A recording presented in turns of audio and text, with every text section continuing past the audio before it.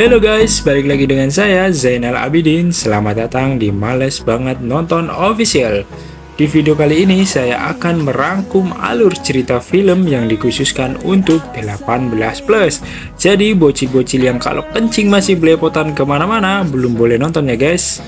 Judul film ini The Handmaiden. Film yang berasal dari negara K-popers Korea Selatan ini dirilis pada tahun 2016 yang lalu. Jangan kaget ya guys, karena ini film week-week. Banyak banget adegan pengencrotannya, tapi dibalut dengan story yang keren dan sinematografi yang ciamik. Oke, tanpa berlama-lama lagi, langsung aja kita mulai alur ceritanya. Film ini dimulai dengan seorang wanita yang bernama Sok-hee. Dia bersiap-siap untuk pindah ke rumah ahli waris Jepang. Sok-hee dikirim ke rumah itu untuk bekerja sebagai pelayan. Ketika Sok-hee sampai ke rumah itu, dia disambut dengan seorang wanita. Wanita itu mengajaknya berkeliling ke halaman, termasuk pavilion yang telah dilengkapi dengan perpustakaan. Lalu wanita itu memberitahu Sok-hee kalau dia nggak akan tidur di tempat pelayan, tapi dia bakalan tidur di dekat dengan anak ahli waris Jepang itu. Nama anak ahli waris Jepang itu adalah Hideko. Jadi karena Sok-hee ini pelayan baru Hideko, maka dari itu dia harus tidur di dekat kamarnya. Wanita itu memberitahu Sok-hee kalau Hideko ini merupakan wanita yang sering ditugaskan membaca buku oleh pamannya. Pamannya ini suka banget sama buku. Lalu wanita itu menunjukkan kamar Sok-hee yang berada tepat di seberang kamar tidur Hideko. Ketika ditinggal sendirian, Sok-hee yang kepo dengan Hideko mencoba mengintip ke dalam kamarnya. Tapi tiba-tiba ada suara keras yang membuat Sok-hee takut lalu kembali ke ranjang kecilnya. Di malam harinya, Sok-hee terbangun karena mendengar teriakan Hideko. Dia bergegas ke kamar tidurnya dan menghiburnya. Sambil ketakutan, Hideko mengatakan dia mengalami mimpi buruk dan memberi tahu Sok-hee bahwa bibinya telah gantung diri di pohon ceri besar. Dan pada malam tanpa bulan, hantu bibinya bergelantungan di dahan pohon tersebut. Sok-hee akhirnya langsung menghibur Hideko dengan memberinya sesendok sake dan bernyanyi untuk Hideko.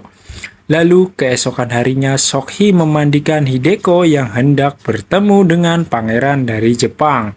Saat Sok-hee memandikan Hideko, ada adegan yang menunjukkan kalau mereka berdua kayaknya rada-rada engas ya guys. Di waktu yang berbeda, datanglah pangeran dari Jepang itu. Pangeran itu bernama Fujiwara.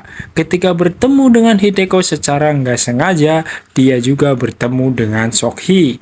Ternyata Fujiwara lah yang merekomendasikan Sok-hee menjadi pelayan di rumah itu. Lalu Fujiwara menyuruh Sok-hee menjaga Hideko. Setelah itu Fujiwara memberinya sebuah koin sebagai tips.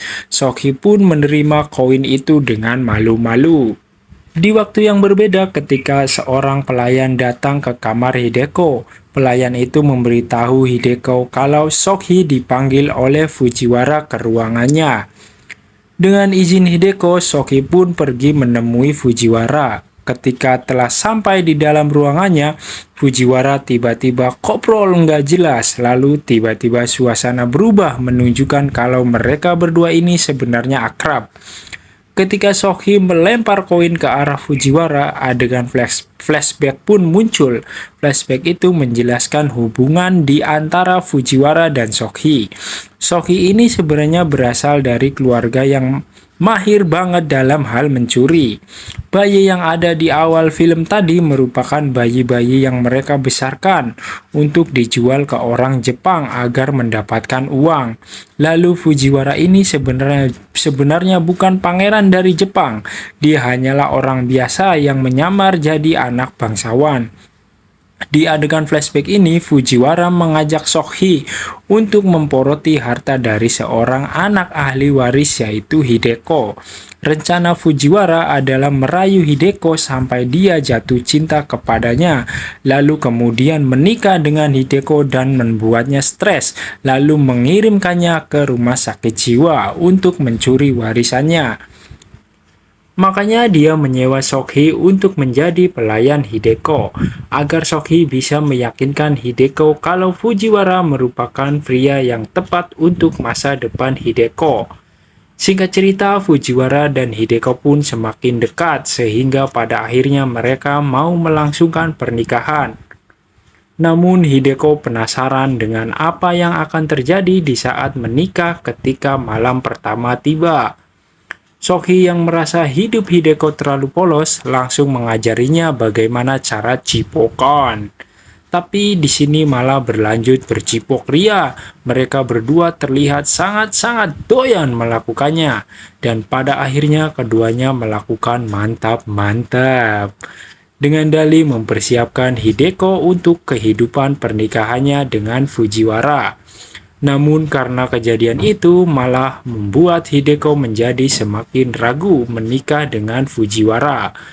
Ketika Hideko mengatakan keraguannya pada Sokhi, Sokhi malah memaksanya menikah dengan Fujiwara, sehingga Hideko menampar dan mengusir Sokhi dari kamarnya. Singkat cerita, Hideko pun akhirnya mau menikah dengan Fujiwara, namun dengan satu syarat, yaitu Sokhi harus tetap menjadi pelayan Hideko dan mengikutinya ke Jepang. Lalu, ketika pamannya Hideko melakukan perjalanan bisnis selama seminggu, disinilah Sokhi, Hideko, dan Fujiwara melancarkan rencana mereka yaitu kawin lari. Beberapa hari setelah menikah pun berlalu, hingga pada akhirnya Fujiwara berhasil memporoti warisan Hideko, lalu menukar warisan itu dengan bentuk uang. Keesokan harinya, Fujiwara mendatangkan dokter dari rumah sakit jiwa agar bisa menjemput Hideko. Dan Sokhi pun di sini membantu Fujiwara agar dokter itu percaya kalau Hideko benar-benar gila. Ketika telah sampai di rumah sakit jiwa yang ditahan dan dimasukkan ke dalam rumah sakit itu malah Sokhi. Disinilah baru terungkap sebenarnya yang bersekongkol dari awal itu adalah Hideko dan Fujiwara. Mereka berdua sebenarnya yang ingin menjebak Sokhi. Adegan flashback pun muncul lagi, yang menceritakan latar belakang Hideko. Dalam flashback ini menceritakan Hideko sejak kecil udah diajarin bagaimana cara membaca buku dengan baik. Namun buku-buku yang dibaca Hideko merupakan buku-buku yang berisi tentang mantap-mantap jos-jos yang sadis dan erotis. Gila ya, bocil disuruh baca buku mantap-mantap, wah edan. Jadi gara-gara buku itu Hideko merasa dilecehkan secara psikologis dan fisik. Hal ini juga menimpa bibinya dulu. Bibi Hideko merasa terkekang dengan hal itu sehingga membuatnya gila.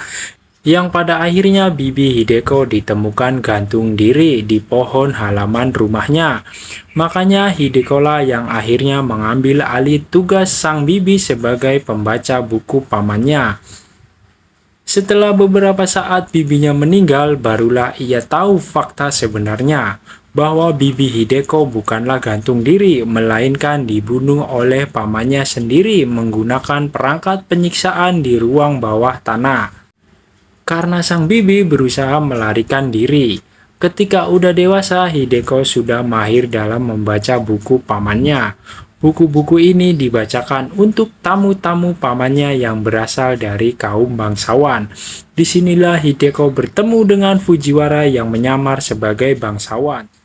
Tapi setelah beberapa rayuan fuckboy yang dikeluarkan, Fujiwara enggak berhasil merayu Hideko, hingga pada akhirnya Fujiwara terpaksa mengajaknya kerjasama, yaitu merencanakan kawin lari dan kemudian membagi warisannya.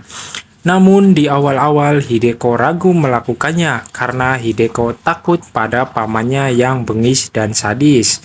Tapi Fujiwara menjanjikannya sebuah botol racun jika rencana ini berhasil, sehingga Hideko pun bisa menghindar dari pamannya yang psikopat itu.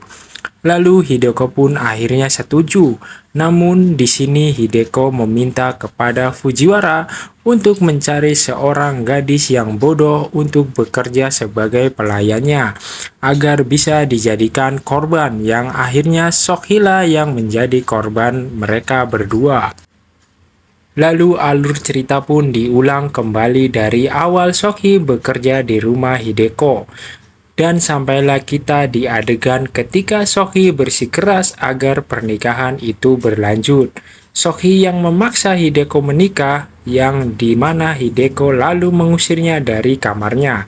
Kalian masih ingat kan adegan ini? Ternyata setelah Hideko mengusir Sohee karena kesal, Hideko diam-diam mau mencoba gantung diri. Namun Sohee tiba-tiba datang dan menyelamatkan Hideko. Sehingga pada akhirnya mereka berdua saling mengakui rencana mereka. Dan hal ini ternyata membuat mereka berdua jatuh cinta. Di sini kalian bakalan bingung banget karena alur ceritanya bisa dibilang sebuah pengkhianatan di balik pengkhianatan. Karena di sini yang sebenarnya bersekongkol itu malah Hideko dan Sohee. Jadi Hideko yang tadinya sekongkol dengan Fujiwara berubah pikiran dan memilih berpihak ke Sohee. Lalu mereka berdualah yang akan menjebak Fujiwara tanpa sepengetahuannya. Lalu Sohee menulis sebuah surat untuk keluarganya. Dalam surat itu Sohee mengatakan kepada keluarganya kalau dia udah bekerja sama dengan Hideko dan berencana melarikan diri jauh dari orang-orang yang telah memanfaatkan mereka berdua. Namun ketika sebelum kabur, Hideko dan Sohee menghancurkan buku-buku koleksi pamannya. Lalu adegan kembali lagi ketika Sohee berada di rumah sakit jiwa. Setelah masuk rumah sakit jiwa, keluarganya Sohee membakar rumah sakit jiwa itu dan menyamar sebagai petugas pemadam kebakaran untuk menyelamatkan Sohee. Di waktu yang bersamaan, Hideko meracuni minuman Fujiwara sehingga membuatnya pingsan. Lalu Hideko mengambil uang Fujiwara dan melarikan diri. Di waktu yang berbeda, Sohee yang sudah keluar dari rumah sakit jiwa langsung menemui Hideko. Lalu mereka berdua melarikan diri bersama. Namun sebelum mereka pergi, Hideko sempat membuat identitas baru. Dia juga menyamar sebagai pria agar tidak ketahuan. Di waktu yang berbeda, ternyata paman Hideko mengetahui kalau Hideko kabur dengan Fujiwara, sehingga Fujiwara yang baru bangun dari pingsannya langsung ditangkap oleh anak buah pamannya Hideko. Setelah itu, paman Hideko menyiksa Fujiwara di ruang bawah tanah, yang dulunya juga dipakai untuk membunuh bibi Hideko. Ketika Fujiwara sedang disiksa, dia meminta pamannya Hideko untuk memberikannya rokok yang terakhir kalinya. Di saat Fujiwara sedang merokok, rokok yang ia isap mengeluarkan asap biru. Ternyata rokoknya Fujiwara ini telah dicampur dengan merkuri dan gas beracun yang dapat membunuh mereka berdua. Dan akhirnya paman Hideko tewas bersamaan dengan Fujiwara. Lalu scene berpindah yang memperlihatkan kita dengan Hideko dan Sohee yang telah di dalam kapal feri. Kapal itu menuju Shanghai, Tiongkok. Sohee dan Hideko pun merayakan kebebasan mereka dengan bercinta sekali lagi di dalam kapal itu. Mereka akhirnya pun hidup sebagai sepasang betina yang lesbian. Dan film itu pun berakhir. Oke guys, makasih banget yang udah nyimak alur cerita film dari awal sampai akhir. Jangan lupa dukung terus channel Males Banget Nonton Official ini, supaya saya makin rajin upload alur-alur film lainnya. Dan jangan lupa like, komen, dan subscribe. Makasih ya guys.